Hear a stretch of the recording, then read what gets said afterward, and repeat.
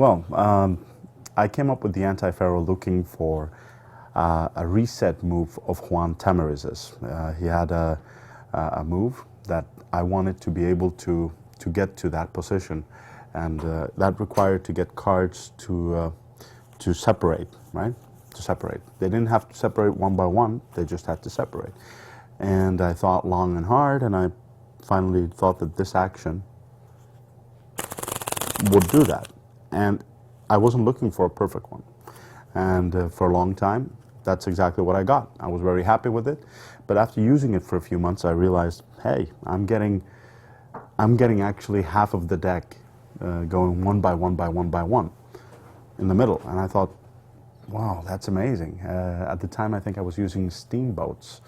And after I consistently kept getting half of the deck going one by one, I thought, I must be doing something to make it work. So I started to practice, and I thought it'd be great if I could increase that. And in the end, I was able to increase it to, well, pretty much all the deck. Not consistently, mind you. I realized that there was a lot of different mistakes that can happen along the way.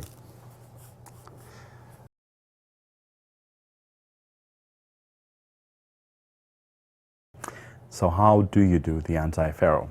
Well, you spring cards from your fingers. That's essentially the secret. And then you just practice, practice, practice, and it's difficult.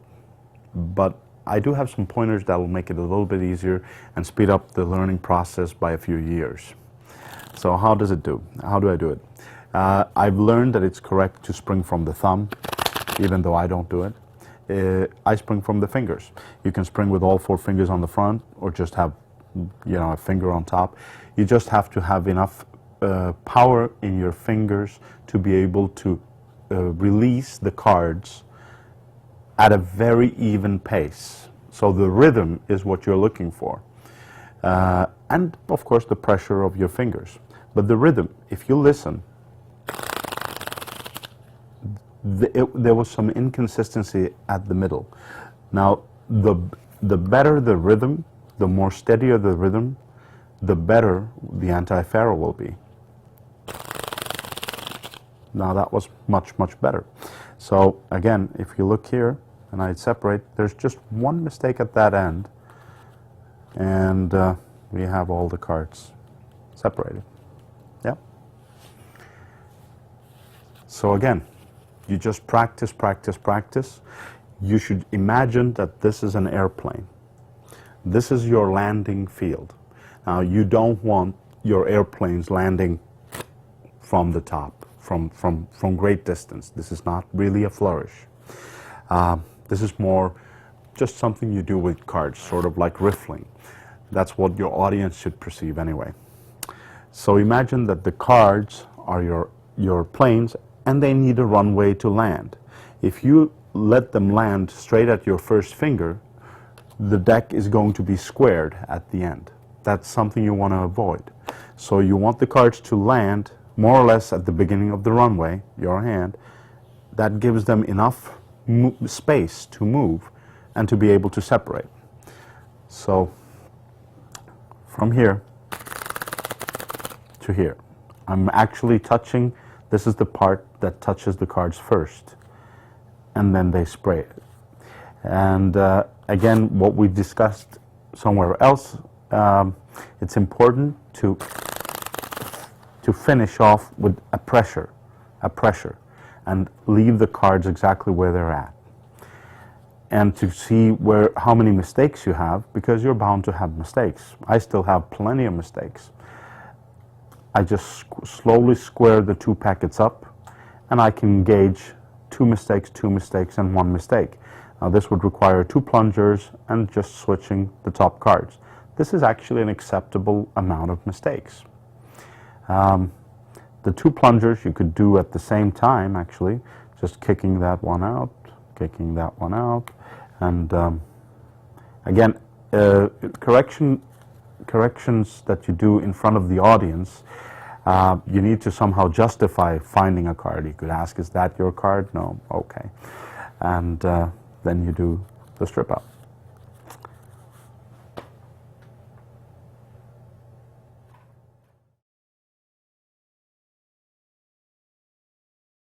So some of the theories of why the anti-Faro works. In the beginning, I had absolutely no clue why it worked. I wasn't concerned with why it worked. It just worked.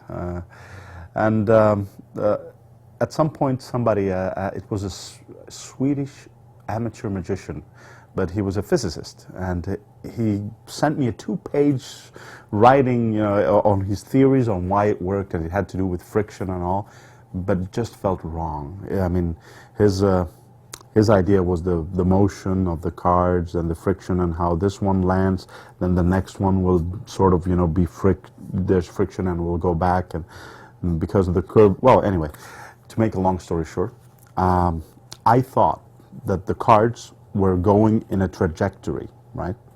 So if we take cards from the bottom of the deck, they're curved, they fly off and they hit the palm. But the next card is already coming, right? The next card is coming. So here we are. They leave the hand, they hit the hand, and this card moves slightly forward, but still in a curved state. I thought that the next card was actually hitting more or less here, and instead of gliding with it, it was bouncing slightly back. And the next card, the third card, because it was moving in the same trajectory, this is bouncing back. Now this corner is going to touch here, and that's why it's going to jump forward. So I actually thought for a long time that that was the real reason why it worked. As it turns out, I was wrong. I didn't have a clue. Back in 2009, well, Dan and Dave used a super fast camera, were able to capture the real reason why it works. And I was let in on this. I think Michael Weber did it independently as well sometime later. And Bill Kalush was the first who told me Nescorial. He wouldn't tell me everything. He just said that that there are some people who have filmed it in slow motion camera and they have cracked the reason. So he just gave me a clue. And Weber was the first to fill me in on why it worked. And it seems it's because the cards don't, when they fly off the hand, when it works, they don't go one by one. They fly off actually in pairs. And that means that that top card is landing and sliding forward, as you just saw it even slid off the table. And the next pair, as it comes off, will do the same thing. This card, the bottom card, is going to be trapped beneath the previous card and the card on top of that. So they're going to be separating when you do it correctly. When you don't do it correctly, then that's because you're letting them go one by one, or 3 and 3, 3, 2, 1. If you're all over the place, you're going to get a lot of mistakes.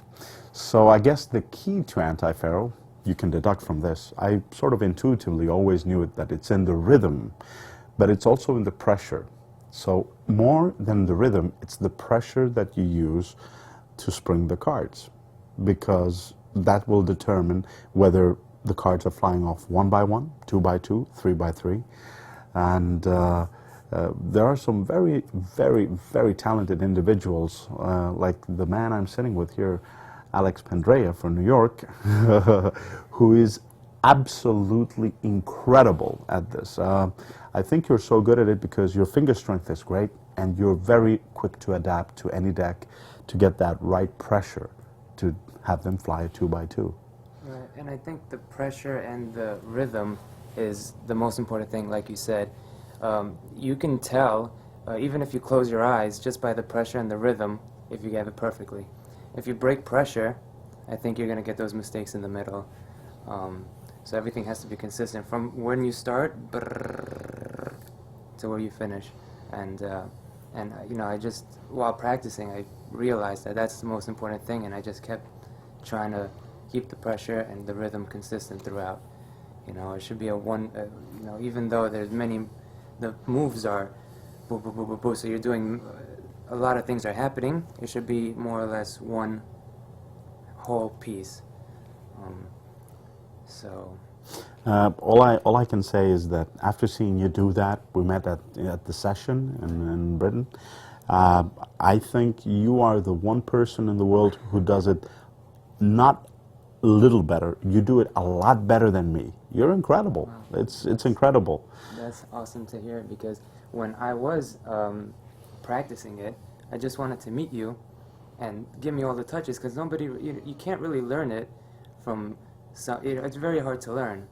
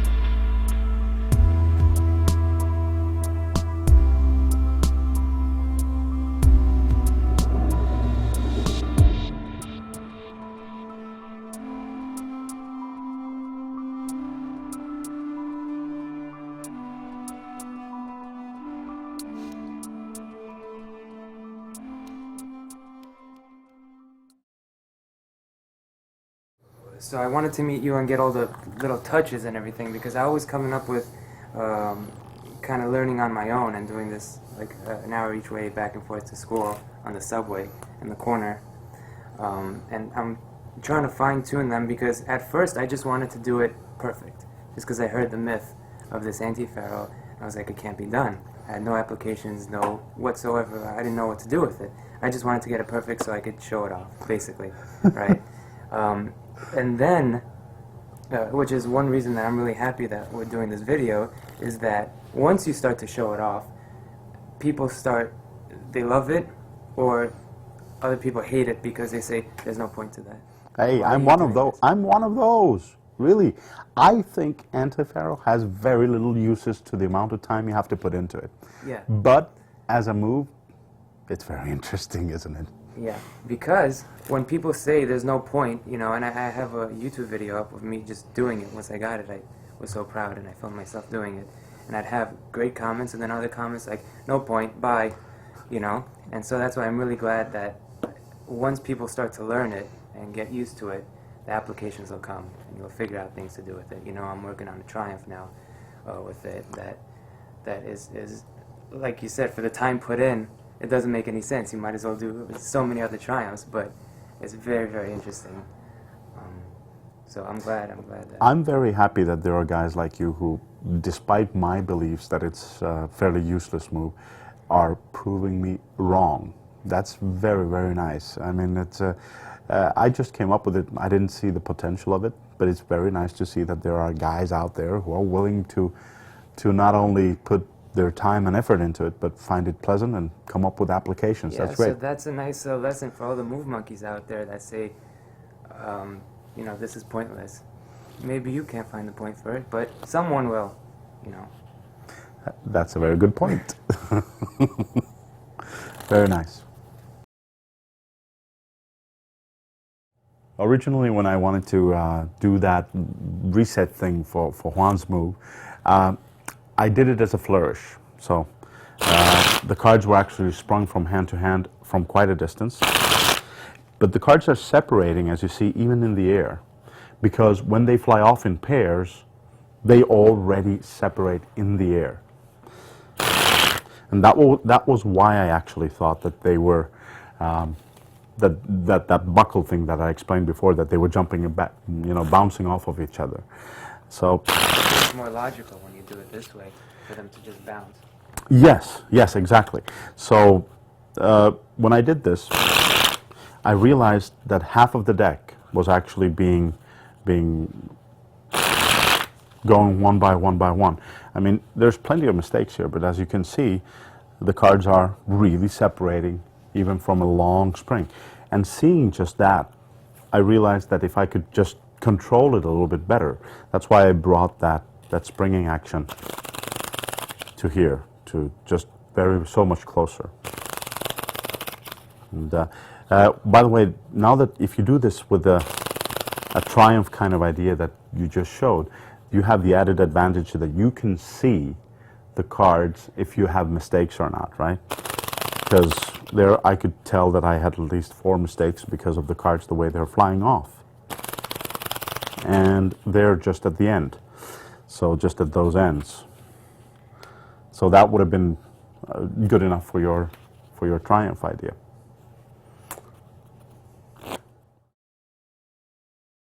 Are you going to talk about applications? Me, I don't have except that one Juan thing. So, to be quite honest, I mean the back to back, but I don't do it. It was just something. It's for me to be when you have to be. If the anti-Faro didn't have to be 100% perfect, there'd be a lot more applications for it. Mm-hmm. And some people are working just on that. That it's enough if you get like 2/3 of the deck. Like my triumph. Right. Because I was having such trouble with the bottom and top, which is mostly everyone is going to have trouble with. Yeah. But for the most part, the middle you can get if you get a skid, you know, over maybe 6 or 8 months. You could get the middle portion to anti-Faro out. Yeah. So in working in a triumph effect, instead of splitting the deck and doing it a perfect Faro face up, face down, I would split less than half the deck, maybe something like this, turn it here, and just go into the middle and Faro them here. Great. Right? Push off a block for this, keep a block here, and now you see face up, face down, shuffle them in, and now you can legitimately spread the cards and show face up, face down. Now what I do is you want them to pick a card face down, and since you're going to work with this block, it's very useful. You're going to spread over here, and you're going to cull one of these cards. So you just cull one of them, so it's a face down card, and you say, let me get rid of that since it wasn't perfect, just touch a face down card. So they go ahead and touch a face down, and at the same time, this is just riding underneath to replace whatever card he touches. So you out-jog this card while replacing it with the card that you took from here. Now you leave it out-jogged and you place it on the table. And now you get ready to do the anti-Faro, because you want this to be a quick moment, right? It helps if there's a lot of people. So when I ask you to show the card, remember it, and show it to everybody here, that's when you do the anti-Faro, okay? And strip out. So now you have a situation more or less like this. Great. Okay? So let me do that again. Try to get it. And again, you could mess up the top, you could mess up the bottom, but because they're in the middle, you can hopefully, as the card is being showed, do this. Now you stripped it out, yes? Now, you're going to strip it out, right? And you want to place it doesn't really matter because depending on what moves you know, you can fix it either if the face-up cards go here or the face-up cards go here. So it really doesn't matter. I'm going to place it here, and as they show it, I'm going to lift up at the natural break. So the natural break, because they're face-up, face-down, is easy to get. You do this, and now you have a break from the face-up ones and the face-down ones. Now, as they show it around, you're going to take it back and say, it really doesn't matter what it is. Do you want me to put it in face-up, face-down, or face-down?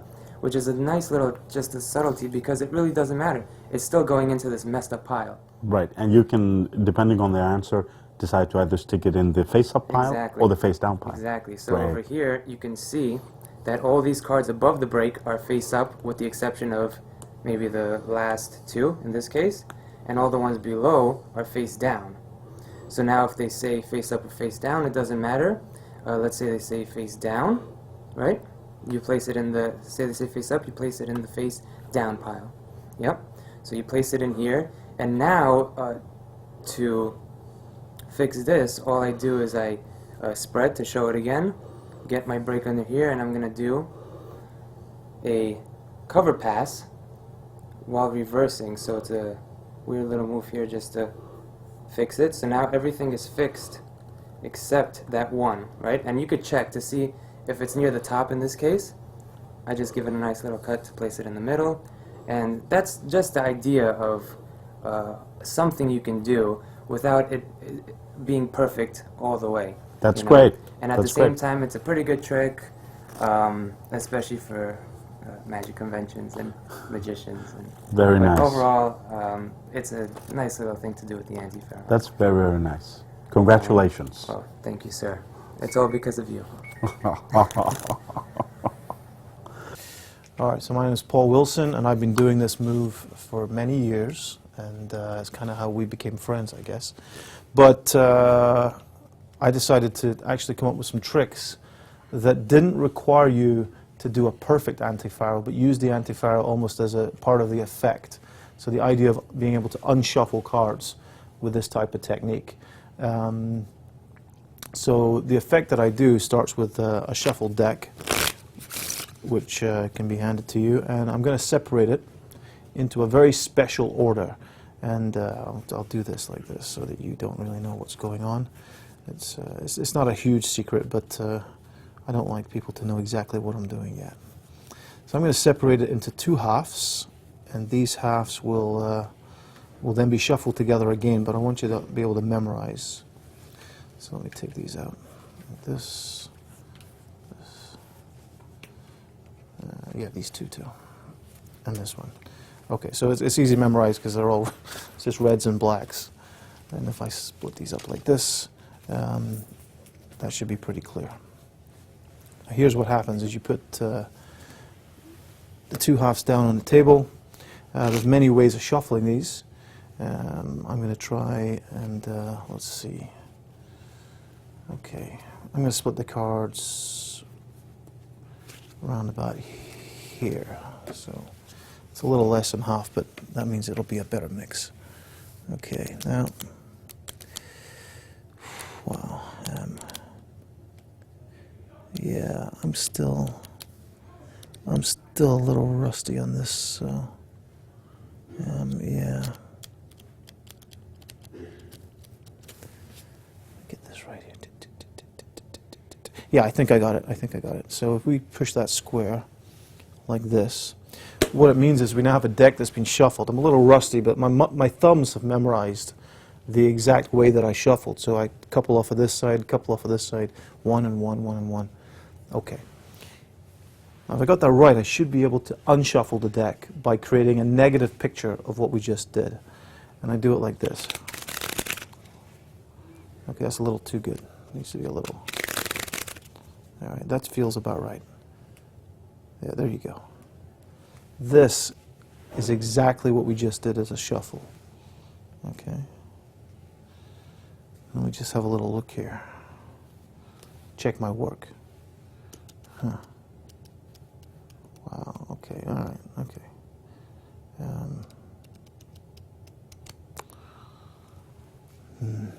I might need to do a little correction. I made a couple of mistakes. But for the most part, the reds and the blacks are now separated again. As you can see, I did make a couple of mistakes. For example, I missed this one here.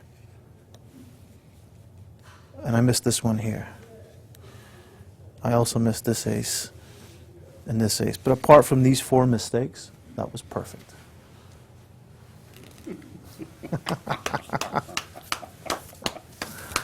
Very good. Yeah.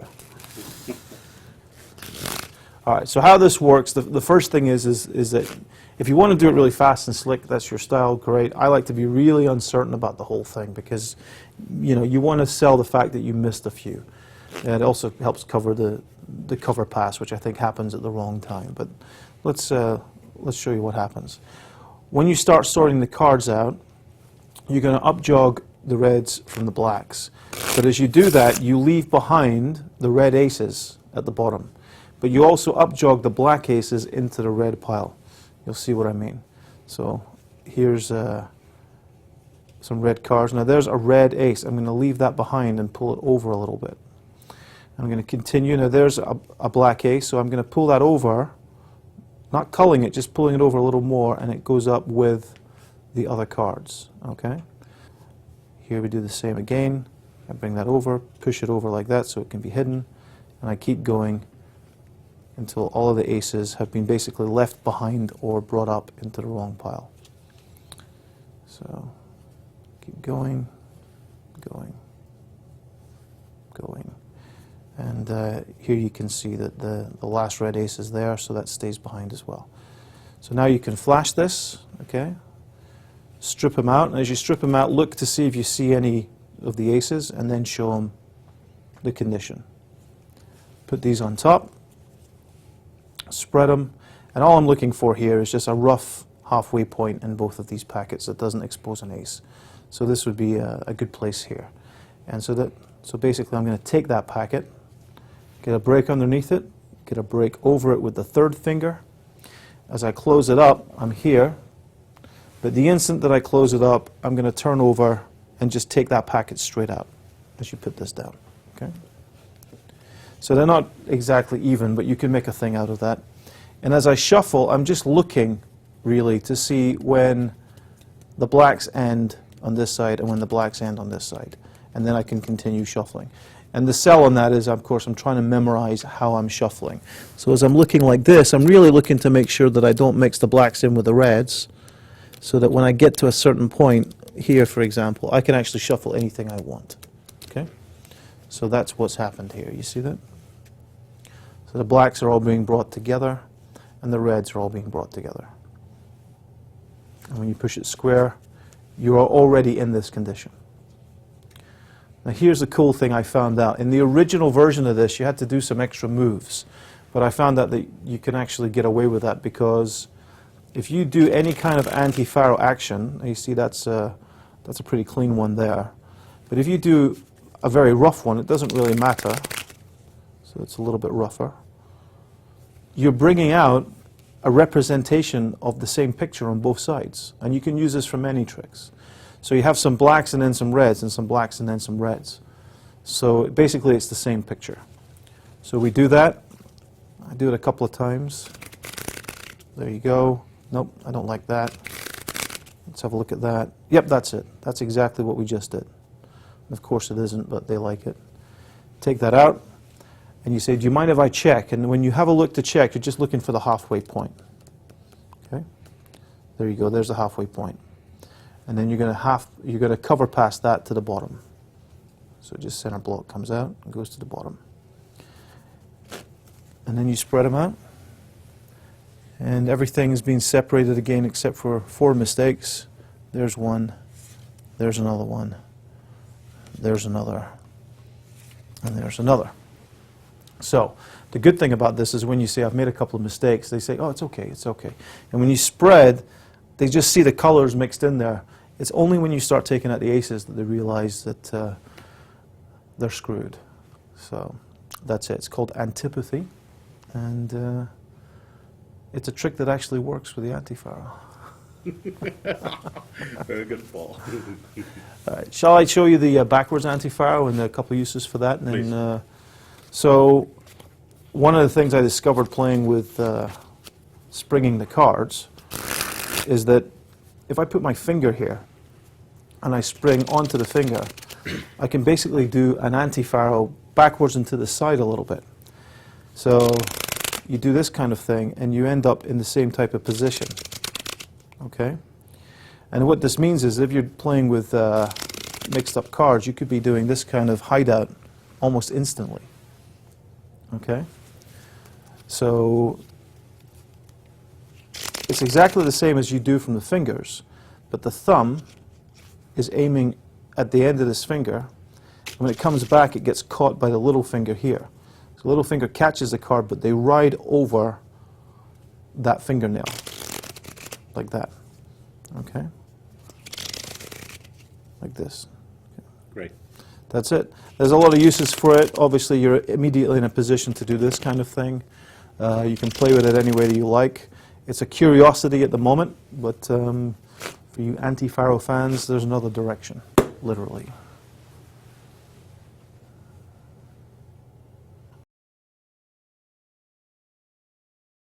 And I can't do it perfect at all, but what I do, and this was before I knew about Derek Shuffle.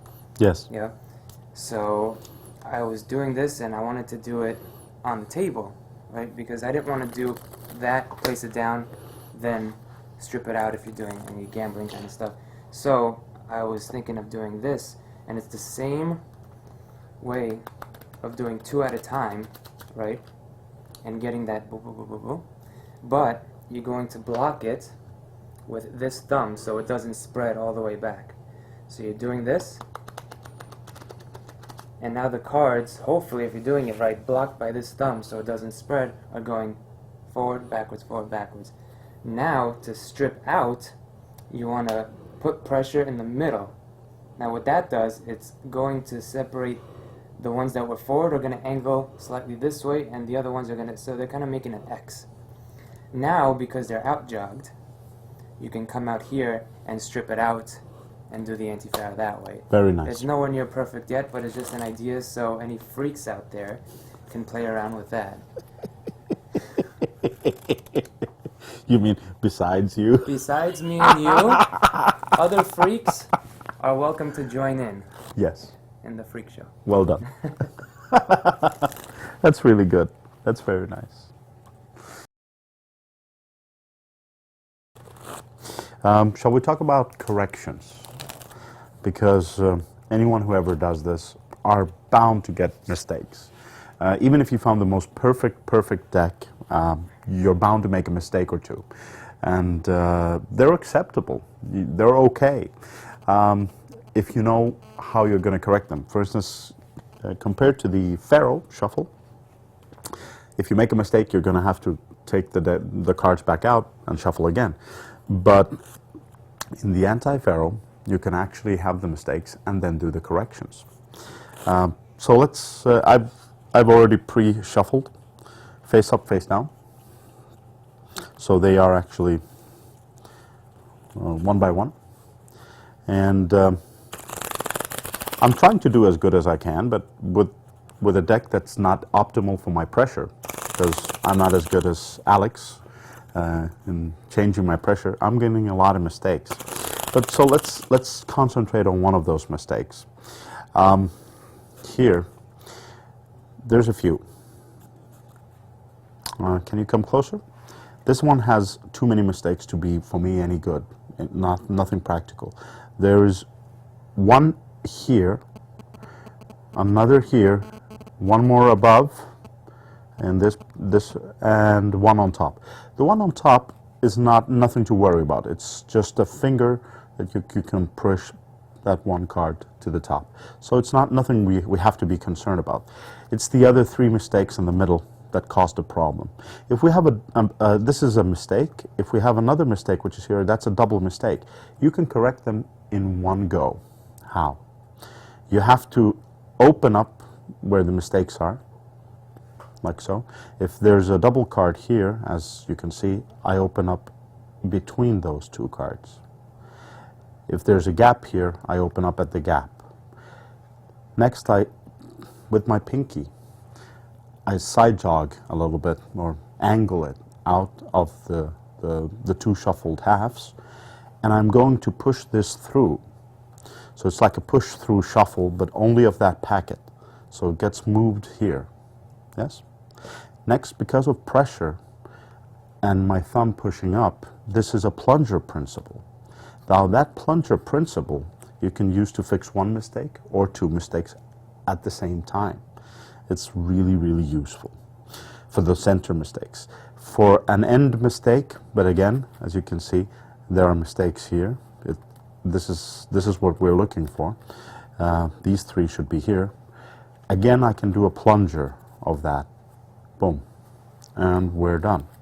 So that plunger correction is really, really good.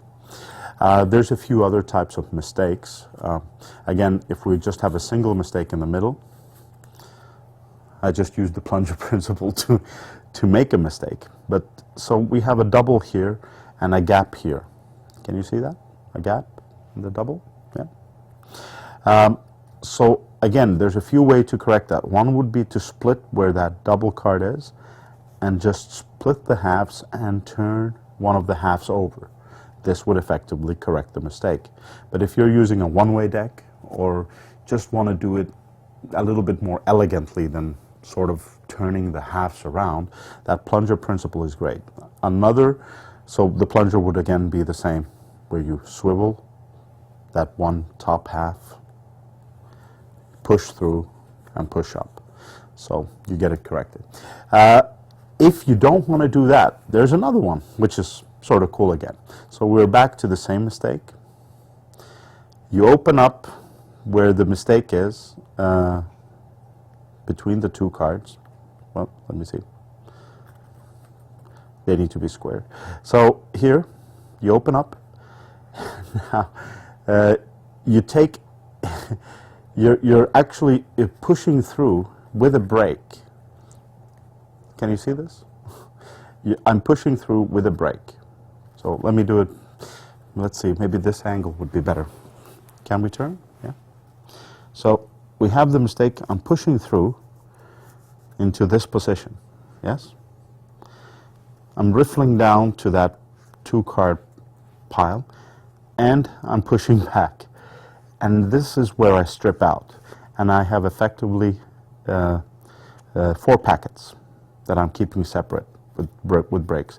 As I assemble them, just this up the ladder kind of cutting sequence returns the deck exactly to their original order. So that's one way of doing that correction technique. There is one more problem, one more error, which is probably the most difficult one for me to correct. It's not difficult, but it's uncomfortable. So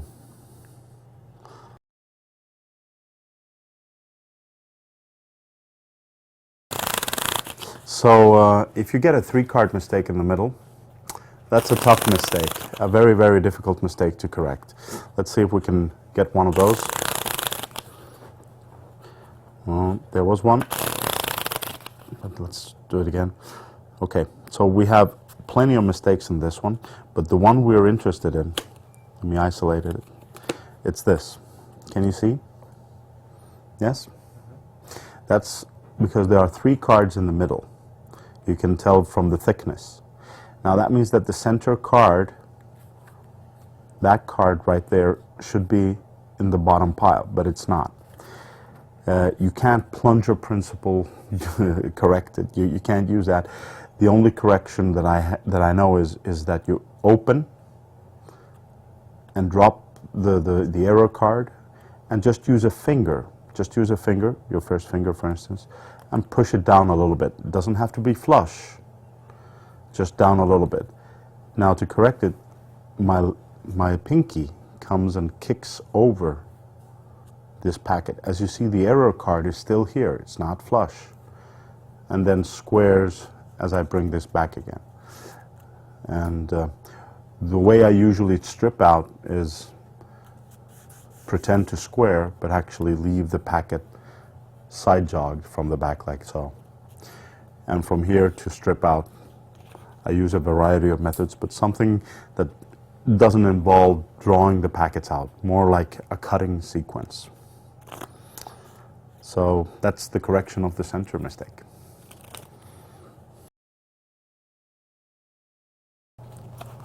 Can I talk about like the ways I found helpful to do like the bottom and top? Yes, of course. Here's something just I was before you show. I just want to show you this. You can do, if you split it here at the 3. So say you have the 3 and you have it towards you. Yes. If you split that, yeah, let's say it's right over here. What you want to do is you want to split it and in-jog that card that's in the middle, and then use the ambitious riser to the top. Oh, And now you're fixed. that's nice. That's a very nice idea.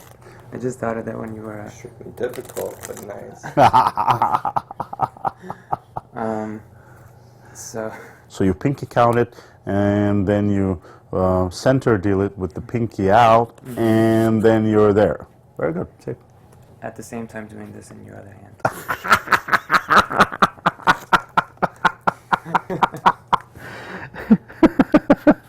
Oh my God.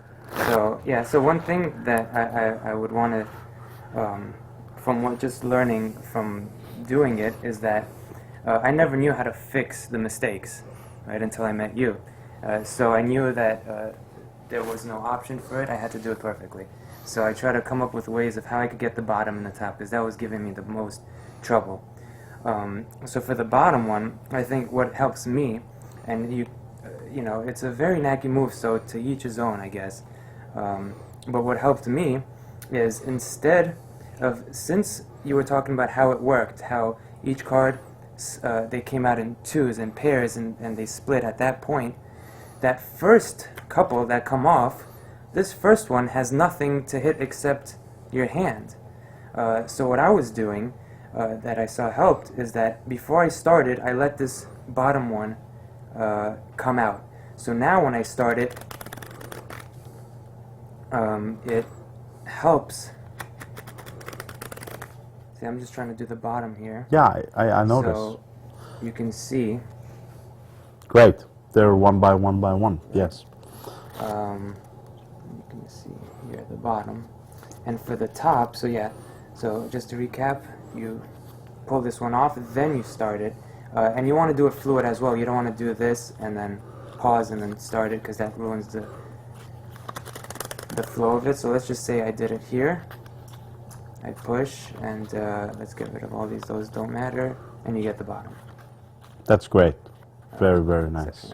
So that's for the bottom that you could play around with. And for the top, I realized when people were asking me to show them, and when they try to do it, I saw that once they get to the top, they would stop and just let these kind of just go, and hopefully, as if by magic, it'll work.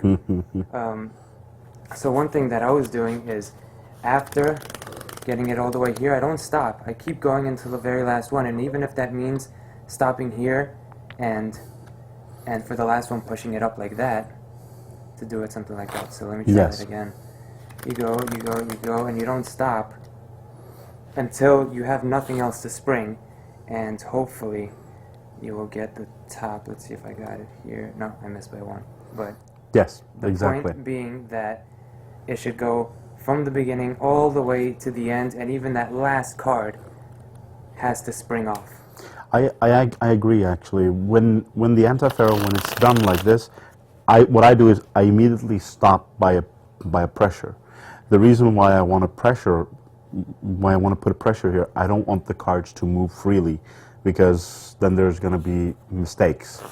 So as this is done, I stop, and you can't really tell from here how many mistakes you have. The only way to get there would be to square and begin to square, so that you have two different packets. That's what I tend to do, just to see to gauge the problems. Now, to go back to the mistakes at the ends, if you do get them, no matter, you had some wonderful ideas on how to avoid the mistakes at the ends, but if you do get them, how to correct the end mistakes, even though they're easy. Let's try a couple. So, well, I'm getting mistakes all over the place, but well, you do one and give me the deck.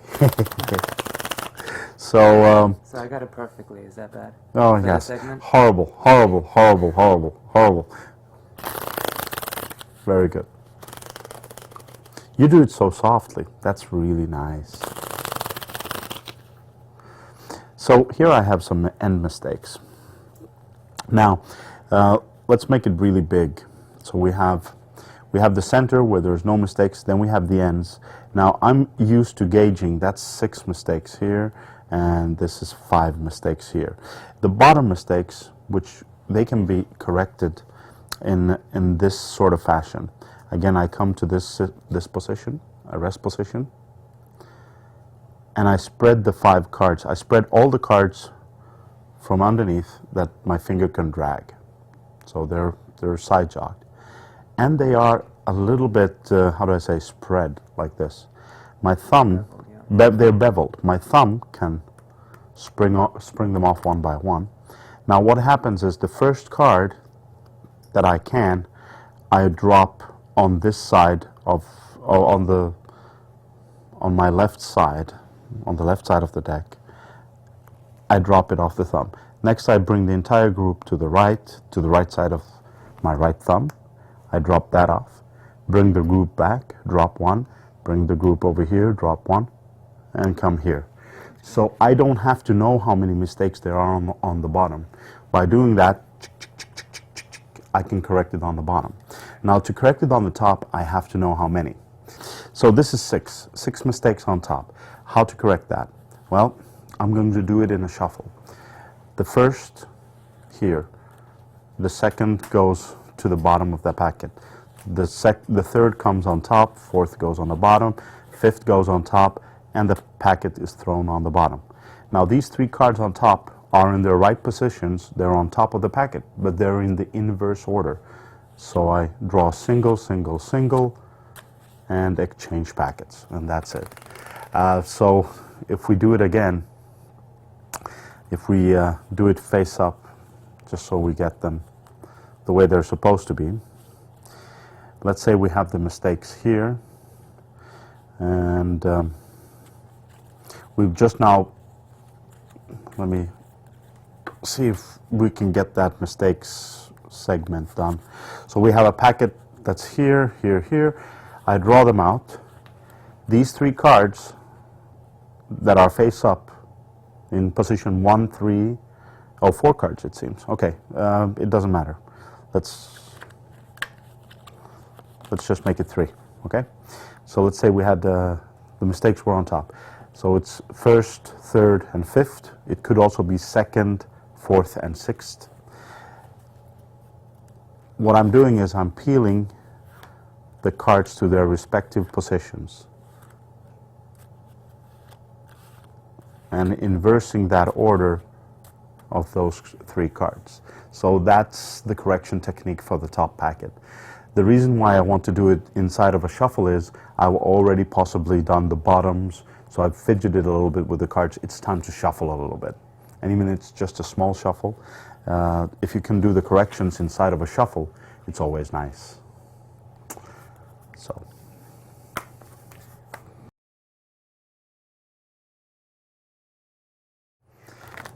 So I've seen a lot of people do this, and it's actually it gives me a great thrill to see people do this. And what surprises me is the variety that people have in their grips, their rhythms, their angles, and their styles of doing it. There are people who shoot from the thumbs, people who shoot from their fingers, people who hold their hands almost vertical. It's an endless variety of ways of doing the anti-Faro.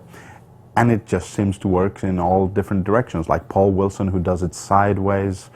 And, well, there's a whole bunch of kids doing it their own way, making it their move, and it still works beautifully. So all I can say is find your style do it your way, and just practice, and you'll make it.